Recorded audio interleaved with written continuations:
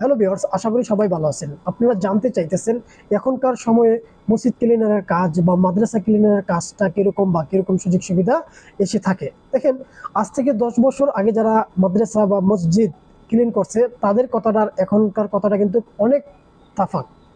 কেন দেখেন, 10 বছর আগে যারা মসজিদ ক্লিন করছে এদের কিন্তু একটা বা দুইটা মসজিদ দিত, একটা বা দুইটা বা তিনটা মসজিদ থাকতো। মসজিদগুলো ছোট ছোট মসজিদগুলো আপনার ক্লিন করতে এদের 1 থেকে 2 ঘন্টা লাগতো সারাদিনের কাজ।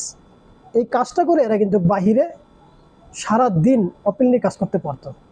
দেখা গেল কি, এমনও লোক আছে আমাদের দেখা সাথে, এরা ডেলি 2 থেকে 200 বা 300 এরকম টাকা কিন্তু এরা ইনকাম করছে, মসজিদ ক্লিনারের কাজের লোকেরা। এখনকার সময় দেখেন যে কথাটা আমি বলতেছি, এখনকার মসজিদ ক্লিনার এরকম আছে আপনার কিঞ্চিত পরিমাণ এখন যে অ্যাভেলেবেল খোলা পাবেন সেটা কিন্তু না।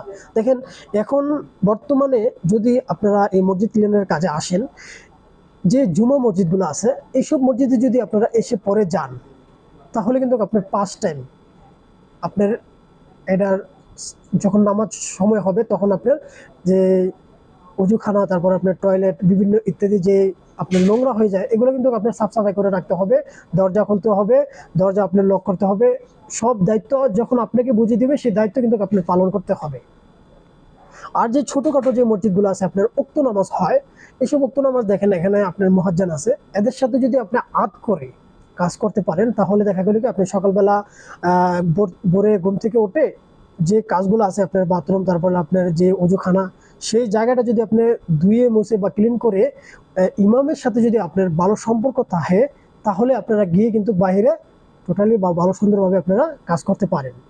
দেখেন, এরকম করে কিন্তু আমাদের বাংলাদেশি লোকেরা কাজ করে, এরকম করে ইমামের সাথে ভালো ব্যবহার করে বা মুয়াজ্জিনের সাথে ভালো সম্পর্ক রেখে এরা বাইরে গিয়ে কাজ করে থাকেন। বিদেশ অনেকে বলে থাকে কপাল, আসলে কথাটা কিন্তু খারাপ বলে থাকে না মানুষ। দেখেন, আমাদের দেখা সাথে নতুন নতুন ফলাফল 20-22 বছরের আসছিল আপনার লেবারের কাজে আসার পর এখন এরা যে দায়িত্বে আছে বা এরা যে কাজ করে, বিশ্বাস করবেন না, আপনার 4 থেকে 5 হাজার টাকার মতো বেতনের স্যালারি এরা কাজ করে থাকেন। যদি কপাল না হতো এরা কিন্তু এসে পড়তে পারতো, যেরকম হাজার হাজার মানুষ সাপ্লাই কোম্পানিতে এসে না পাচ্ছে বেতন, না পাচ্ছে স্যালারি, এরকম কষ্টের উপর কষ্ট ভোগান্তি এরা পাচ্ছে, এরাও কিন্তু এরকম হতে পারতো।